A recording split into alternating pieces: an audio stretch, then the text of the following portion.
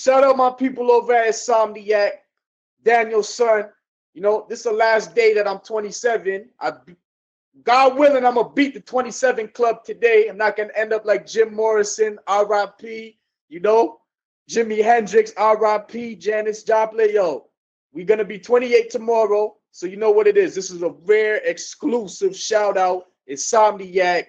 You guys, man, I got so much love for you guys, man. Brown Bag Money Crew, West End of Toronto. Nothing but love. Shout out Insomniac all day, man. Salute.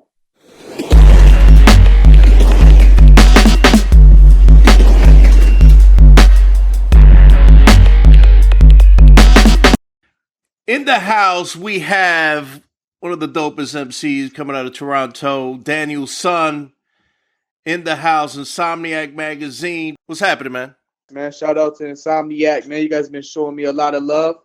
So it's an honor, man. I appreciate you having me. Indeed, man. Appreciate you being with us. So let's talk a little bit about this. Let's get into, first and foremost, I want to get into the history of Toronto. A lot of dope MCs, a lot of talent over there. Hip hop has been represented lovely for so long.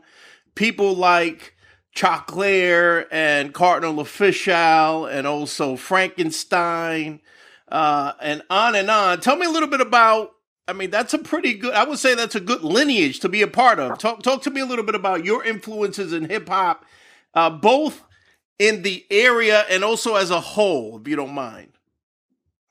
Yeah, definitely. It's definitely a good lineage to be a part of. You know, there's a lot of dope MCs out here to this day, you know, that don't really get the limelight. But you know, I was always listening to a lot of Canadian and Toronto MCs like Ghetto Concept. They were a dope group, the Rascals. Definitely Cardinal for sure, Choclair. Maestro Fresh West. Maestro Fresh West for sure. Yeah, shout out. Yeah, you know, not just Maestro, but Maestro Fresh Word West up. for sure. And my big bro Blizz Bonton. Yo, it's going. So when it comes to influences, you know, I have so much dope MCs around me, dope artists in general around me. But when it comes to like maybe 3-4 years ago, 5 years ago, I came across this MC called Dre Bars, and he had a tape called The Gully Demon with this producer called Nugs, and the whole tape was produced by Nugs. And that was like my favorite tape that ever came out of Toronto. That tape is crazy. I definitely suggest that all the viewers go and check that Gully Demon by Dre Bars and Nugs. That was like the blueprint of a MC working with one producer, doing a whole tape with them. So it's kind of crazy now that it kind of came full circle. Now I'm doing full joints with producers like Yallo and Vic Grimes and Fiber Optics. So that was kind of like the subconscious blueprint that I've been following, because I feel like he has many other tapes, but that tape to me in particular sticks out to me. That's like a big influence on me for sure. Indeed. And I know that we had talked before, and you told me that you have been making hip-hop music for a long time, over 10 years. Tell me a little bit about that. When did you first start? Yeah, man. I recorded my first joint myself when I was like 12. Yeah, maybe 11, 12 years old I started, because by the time I was 13, I linked up with my dude Cypher Soze, and I have been rapping. I feel like I've been rapping for a long time by then. So definitely my early memories of making my own little raps and all that go back to like, you know, 11, 12 years old, definitely. Just tell me a little bit about what you've done more recently that you felt kind of brought you into the fray, a little bit into the visibility of the broader audience outside of maybe where you're from. I think just having, you know, a little bit of a glimpse of the bigger picture, knowing that I place a lot of value on my international fans. I try to market myself internationally. And of course, working with a production team like Crate Division, Yellow Point, Fiber Optics, they're stationed out in London, England. So they have a big fan base out there, growing fan base. So working with individuals like them, you know, politicking with other individuals and producers and promoters, and DJs from all over Italy, France, Germany, Sweden. Just having that glimpse of the bigger picture, knowing that it's not Toronto isn't, even though this is where I'm at, Toronto, Brampton, this is where I'm at 24/7. There's a way bigger picture. My music has a bigger reach. That's what I want. I want it to reach across all continents, reach all kinds of different people. That's what I think kind of separates me a little bit, is my international appeal. My international approach, I should say, because I can't wait to go to Europe. I can't wait to go to Japan. I can't wait to go to China and meet all the fans out there, because they're truly more passionate. They're more passionate than the North American fans, in my opinion. When you get outside of like New York, the kind of love I get from New York is a rare love, but because I don't get that kind of love out here in Toronto. But in Europe, all the love out there is crazy. It's like everybody has that crazy passion for classic hip hop music, like New York, but it's everywhere in Europe. Everywhere it feels like. I get hit up from people all over the place in Europe, like Russia and Croatia and stuff. And these guys are diehard fans. So I think just having, I was lucky to get a taste of it. And then I got that taste of it, and I'm like, okay, I have to market myself out here. These guys need it. This it's a good, it's like a give and take relationship with the I gotta supply them, and they show the crazy love back. So definitely that's my approach right there. Awesome. So let's talk a little bit about that. So you obviously have been working with cats overseas. Crate Divisions has amazing producers, both in your neck of the woods and also in Europe. If you could talk a little bit about how you connected with people like Vic Grimes, obviously he's from your area, but then you got people like Giallo Point and the Fiber Optics. If you don't mind digging into that a little bit. Yeah, for sure, man. A couple years ago, maybe like 4 years ago, I found Giallo's beats and I found Vic Grimes' beats online on like YouTube, probably YouTube and SoundCloud. And I just straight up just jacked the beats, just was jacking for beats. And I never released anything. I recorded a whole bunch of joints, never released anything. And then one day, I contacted Giallo. I put a little bundle together. I sent it to him. I showed him, like, I've been recording over your beats. I haven't released anything. So, maybe take a look at this, see what you think. And he was messing with the joints, but all those joints, the beats were already in use. So he gave me like a little pack of beats that were for sale, gave me a little catalog that I could look through, and I purchased some beats. It was all business at first. And those joints ended up being like Roaches, Cigarellos, some more of those early joints that were on the Gunner's tape. And after I left the studio with those joints, I sent it to him, and he was feeling the joints. And after that, it wasn't no more business anymore. It was more about building. And then the same thing with Vic. I ended up purchasing beats off of him to begin. And same with Fiber Optics. Fiber Optics was the last one out of the three I got to meet. And it was all business at first. I just wanted to show them, I'm about my business. I'm not looking for any handouts out here. I want to bring something to the table too. And I think that's what's important about us, is everybody brings something to the table. There's not really any weak links. Everybody's striving for greatness. And we're trying to make our own individual teams dreams come true, but we also have these goals as a team that we're trying to see come true. So it's a good chemistry all around, I believe. If you don't mind digging into the branding side of it, because you have so much out there to compete with. However, it seems like when you guys release music, everything's intact. Everything has awesome graphics to go with it. The videos are solid. If you could dig into a little bit about that in regard to the visuals, how do you get your visuals together and what's the flow for that? Yeah, what you said is exactly right. It's about having that total package. That's what I've started to learn, just through trial and error, failing so many times and then seeing the right way to do things, having people like my big bro Blizz around me, who's been doing this for a long time, and he has so much wisdom that he shows me the correct way to do things. So it's a blessing, man. And just it's just a blessing all around. When it comes to the videos in particular, I started off shooting my own videos. So there's two videos off of the Division Rivals tape with my dude Cypher Jose. We did a video for Test Drive. We did a video for Bueller Ferris. Both of those videos I shot and edited myself. My little bro, my young bro C, he shot those videos. It's my young bro's birthday on Monday too, so shout out my little bro. And then when it came to Remo Gadji, I wanted to step up the video production a little bit. So I got at my big bro Finn. He did the big Remo video and he did the flat tires video. And then recently I've been working with this crazy talented dude from my ends. He's from the east side of the city. His name is Mercenary. This guy's crazy talented, man. Crazy, hungry. His hunger, he inspires me, you know? This is like a chemistry that I never had before when it comes to having like a real director. You know, this guy is crazy. And he's only been in the video game for like 6 months, so he's just starting out.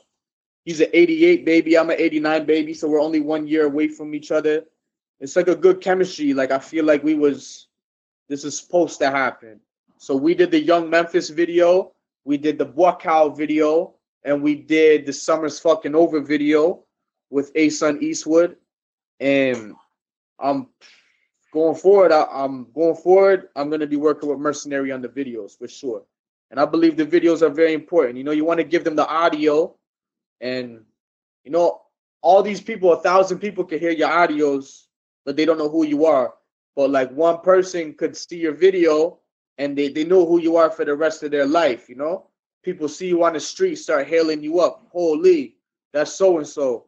They'll never get that off of the audio, you know? The visuals are so important because a decent song can become a great song with a good video behind it. When you can really bring out what the lyrics are saying and the imagery and the storytelling, if you can bring that out with, you know, your locations and your little plots and your storylines for the videos, I feel like it maximizes and it does like double the damage. That's how I feel now. Now I'm starting to learn that. I just started to do the videos really heavily this year, and that's going to be a mainstay going forward, is getting the visuals out there for the fans. Indeed, and the Remo the album art was also really dope. All the artwork for the Crate Division is my dude Fiber Optics. That dude's crazy talented.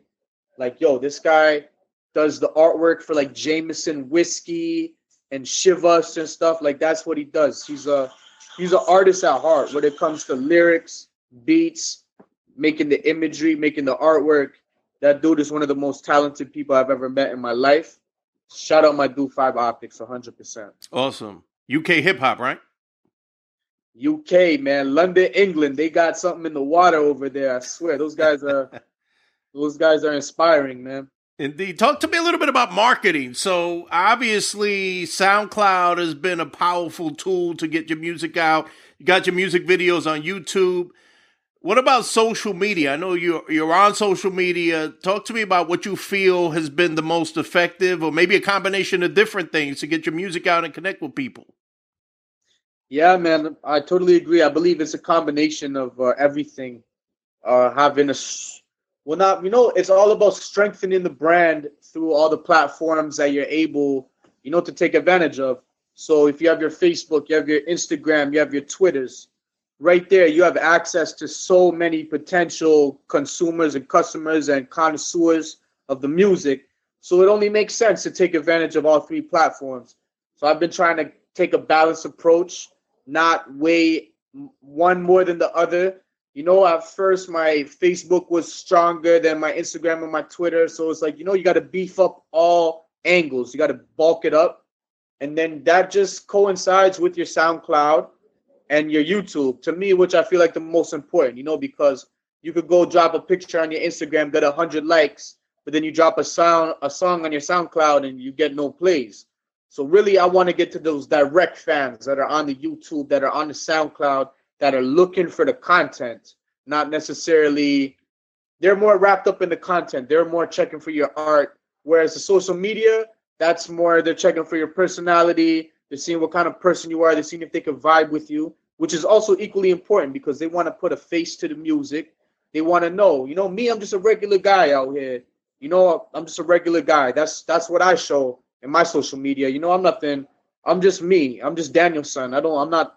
I'm trying to be nothing more than who I am. I just natural, and I think that people appreciate that the most. They see you're a regular guy. They're like, hey, you know, this guy might make music that I enjoy to listen to, but he's also somebody that I could, you know, chill with. You know, he's just a humble guy. So I think getting that message across is very important. You know, you mix that with the music personality. That's what you get through the social media, and that's very important for marketing. I had one of the big homies out here, my dude Reeps. He has a big app called Alpha Match. So you know I gotta plug my big homie Reeps and Alpha Match. If you have a dog, definitely go download the Alpha Match app. That's gonna help you with all your canine needs. He showed me that he used to have a real big budget when it came to buying radio space, buying advertising on the radio. He'd spend something crazy like $3,500 a week. And then it wasn't producing the kind of results. So he cut it down and went to $350 a week just on the social media advertising, buying promotions and sponsorships. And he said that's what blew him up.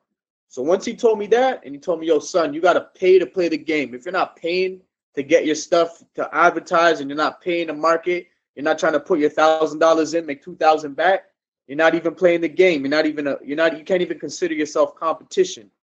So I took that and I tried to apply it through all levels of social media to get an overall balanced marketing plan going. Awesome, man. Nice. Very nice. And then on top of that, you got a lot of organic traction too. You know, obviously here at Insomniac with an OG like Kevin Keefe on radio, someone like Eclipse. Talk to me a little bit about that. How are you connecting with some of the media out there? So obviously, you know, the websites and also radio. You're getting some radio play on satellite radio, if I'm not mistaken, right? Yes, sir, man. It's a blessing, man. It's crazy to think that that's what it is. Is what it's coming to now. But when it first started out, it was all about, you know, making sure you were pressing the blogs, hitting the DJs. It was, you know, I wasn't trying to be over aggressive, but I was trying to, you know, push my product. So I always had Insomniac on my email list when it came to the blogs, and every release I would hit the blogs. I would put my write up together, have my little high resolution photos and everything, my links. And every release I would, you know, press, hit the blogs, hit the DJs. And eventually my workload kind of started getting heavier.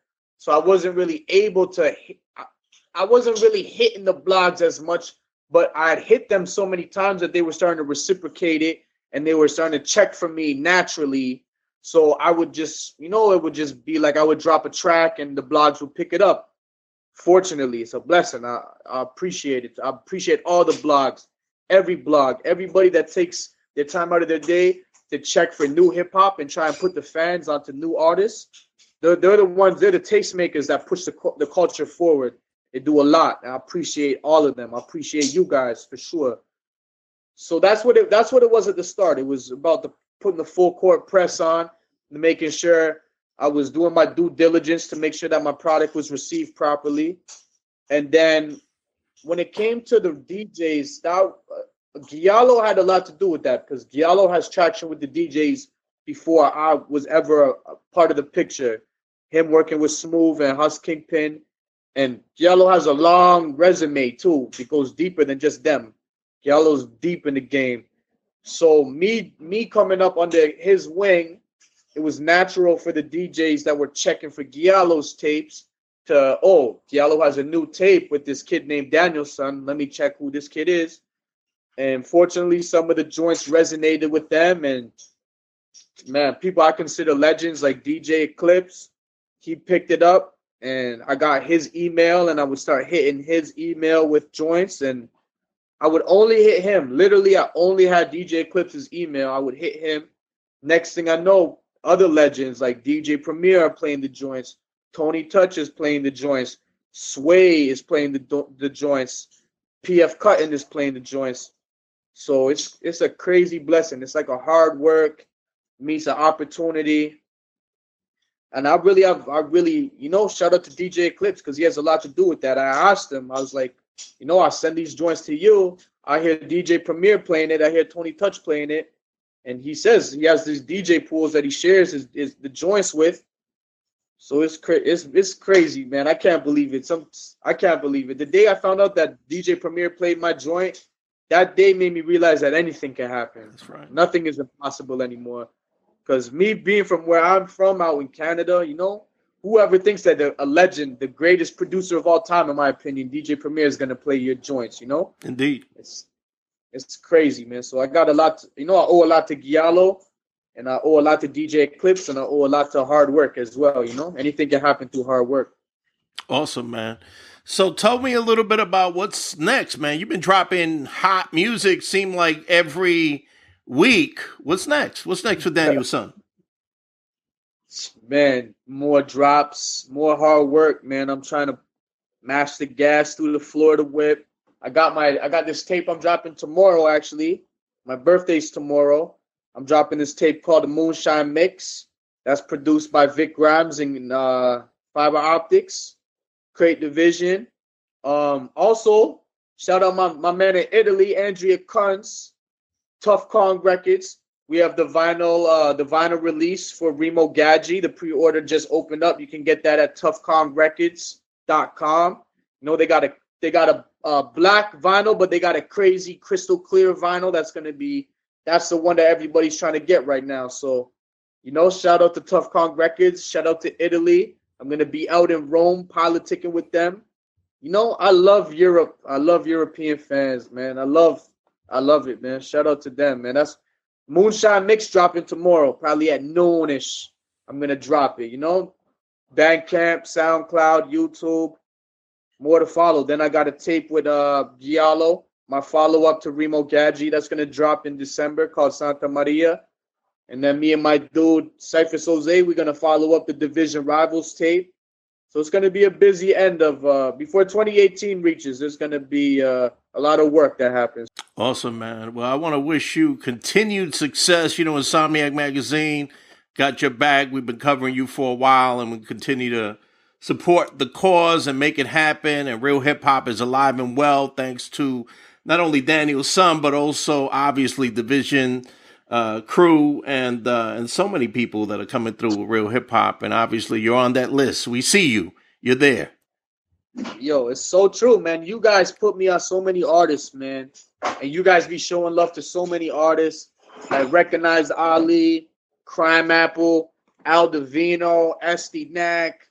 Like, man, I was talking with my dude A-Son Eastwood the other day, and it was like, you guys are like, what you guys say goes. What's on those top 10 charts is you guys are really looking for the best stuff that's out there, the best material that's out there. So if there's somebody on that top 10 list that you ever heard of, you should go check for that guy, because you guys are really doing your due diligence and funneling to the raw, to the pure, So I got nothing but love for you guys. I really appreciate you guys having me on the first podcast.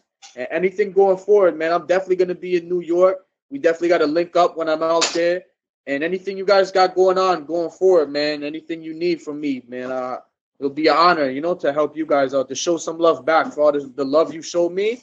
I can only show love back. So let me know if there's anything I can do. Appreciate that, man. And again, I want to give a shout out to our editor, Kevin Keefe, because he definitely has a strong hand in a lot of the dope music that's covered on Insomniac. So I can't miss the opportunity to give him some deep props.